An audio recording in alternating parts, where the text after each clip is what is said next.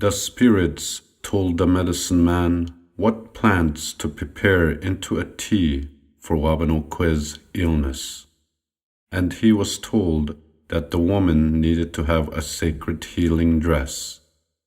He instructed Wabanokwe's mother to make the dress at once. When the dress was finished, they put it on her, and the medicine man sang a song.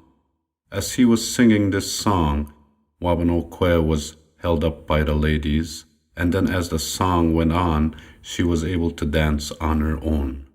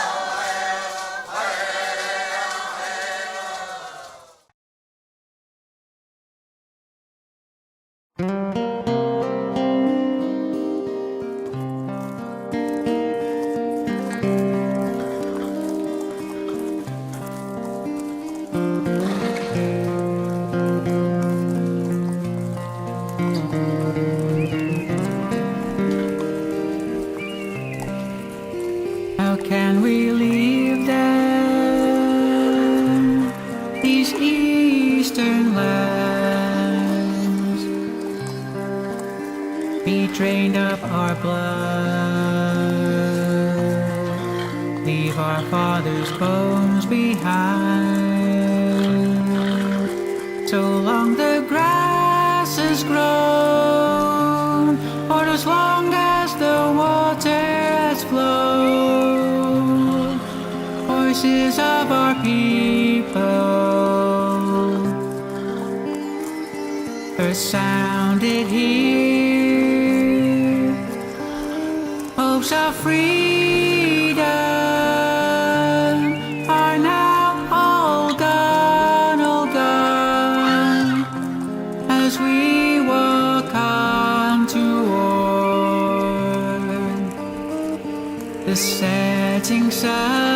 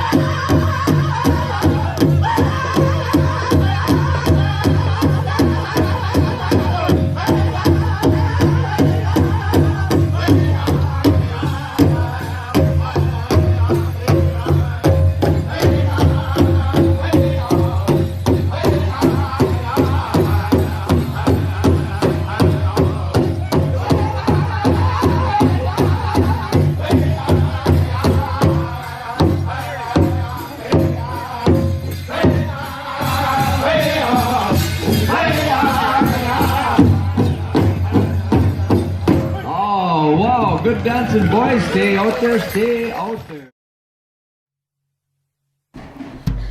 I think probably the best way to talk about this, and what I'm going to speak about is warriors and warrior societies, indigenous warriors, because this is important because we're talking about a cultural perspective of that role of warrior. And the way to speak about this is to first of all acknowledge that we come from a warrior people. We have a warrior history and we have a warrior legacy. It's the word warrior that throws us off a little bit, right? It's an English word with an English definition, with the English kind of boundaries around this concept of what a warrior is. But if I was to sit and speak to a huge group of people from all over Turtle Island, I like to go through an exercise and say, all right, you can recognize that it is in our culture because it's in our language. With my people, when we say warrior, we say smugness. It means shield bearer. If I was speaking to Mohawk, it'd be, and everybody's Mohawk here, please tell me the pronunciation, what is going to get there, I believe it is. And that's those who have the burden of peace, of carrying peace. If you speak to the Anishinaabeg, it's Agijida, and those are the strong hearts. If you speak to the Lakota, the Nakota, and the Cree, it's Akisita. If you speak to the Nichanos, it's Witwalk. If you speak to, let's go south, the Yaqui of Mexico. For them, it's, I believe it's the Hayakim. And then obviously over here, it's Stonemish. That little exercise should remind us that it is within our language. It's not something brand new. This is not a political protest group that emerges just out of the 60s or 70s. And it's not something that was spurned on after Oka. It's something that's been with us since time immemorial, thousands of generations, because it is a significant part of our culture, the concept of warrior. So what do we mean by that when we say warrior? I think a lot of people kind of have their perception of warrior is constructed by the media. We tend to think of the angry young guys screaming and hollering, getting mad at a cop, camouflage, has a mask on, maybe he's carrying an AK. Kind of this very, very almost aggressive, violent person. Well, that's partly what warriors do, but it's not everything. And what I mean by that is the image you're seeing is a very sensationalized image, to give you the impression that warriors are criminals, that they're terrorists, they're these militant extremists that are way too far away from the realities that we exist in, that these guys are on such a fringe group, they're not worth trying to listen to their message. Right? And that's a technique. And if anybody ever follows Noam Chomsky, you know what I'm talking about when I say stop, think words. There are particularly words that scare us into thinking any more about it. And the idea like terrorism, when you hear the word terrorist, right? Well, here's the deal. Warriors aren't terrorists. When we talk about what it means to be a warrior, you start to understand there is a very significant role to be played out. And more today than any other time, when we look at the industrial impacts of the destruction of our homelands, we understand now that there's more of a need for this role of warrior than ever before. Now, where do we get this idea of this role of warrior? We don't have to make it up. We don't have to sit here and guess what does that mean. We know right from our original instructions. Now, it doesn't matter if you're Mi'kmaq, if you're Agijida, it doesn't matter if you look at the Lakota, or all the way over here, we all have a very common concept that we have a responsibility to the land. We have a responsibility to take care of it for the next 7 generations. Think about what that means, responsibility to the land. I'm not talking about private ownership. I'm not saying you kind of cut off a little area and put a fence around it and say it's yours and go ahead and throw a lawn on it. That's not responsibility. You have a responsibility to ensure that that land is handed over to the next 7 generations in as good a condition as you received it, if not better. Now, from those ideas of the original instructions, we have the idea of sacred responsibility. When it comes down to the idea of protecting that sacred responsibility, that becomes the role of warrior. Because we can manage something. We can manage the land in a good way. We can take care of it. We can ensure that the salmon will come back, that the buffalo will be around, that the trees will still grow. But when there is a threat that ensures the destruction of the environment and your homeland all around you, somebody needs to stand up.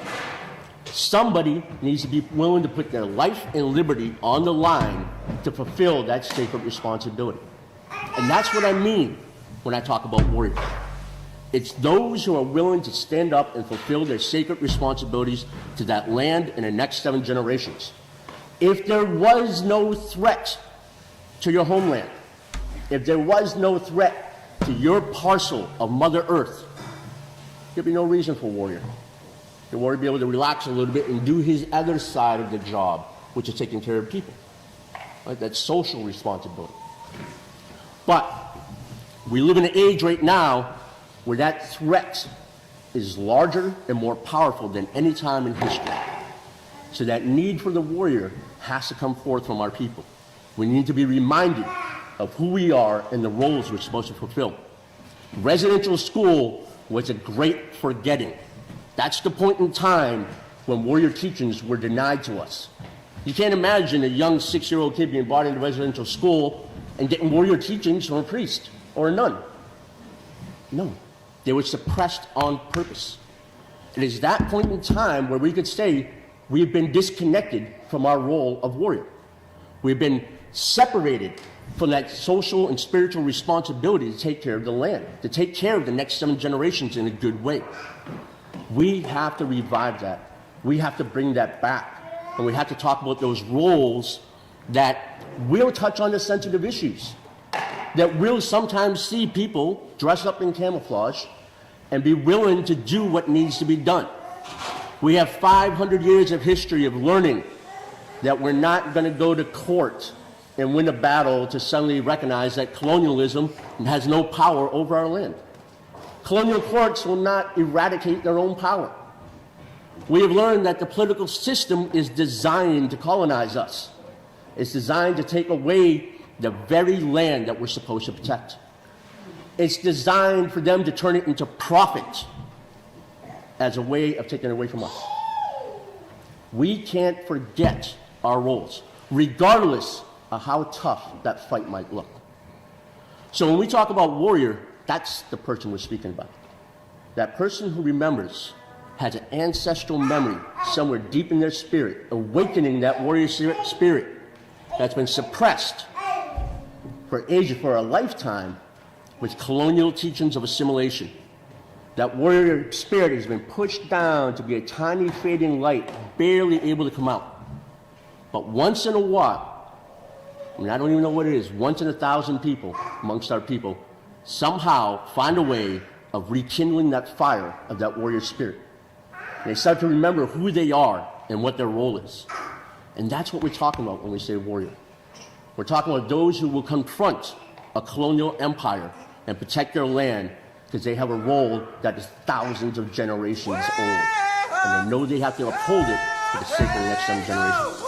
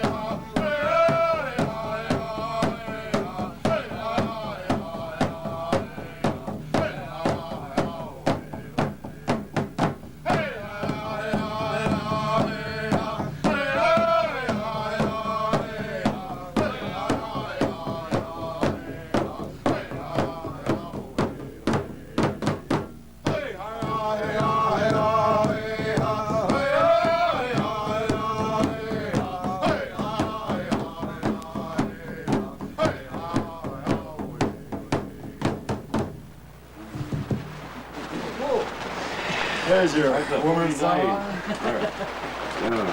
that's an old song there too. The squaw song. Yeah.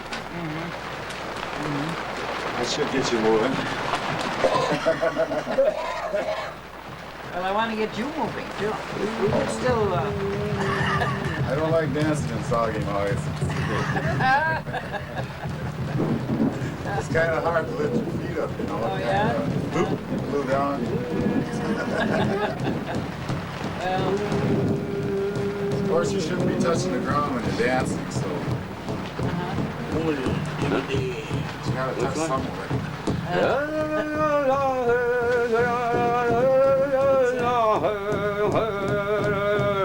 That one? what is that? Or you want the powwow one?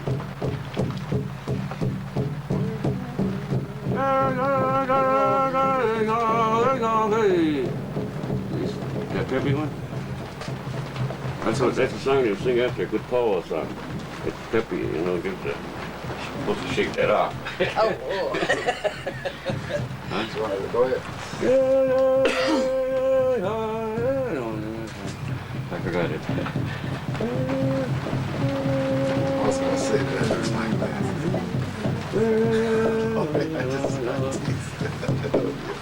Okay. What should we get? I know what happened. I lost my keys. That's all right. That counts.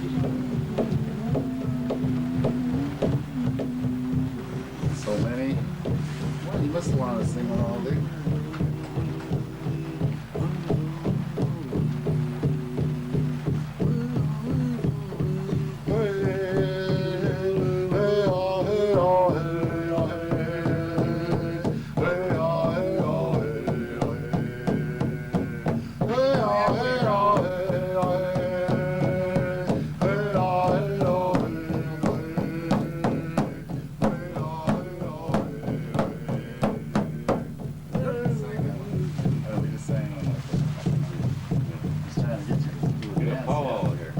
Yeah. I don't know where that savage went. He shouldn't be here. You're wrong. Well, he was supposed to be here.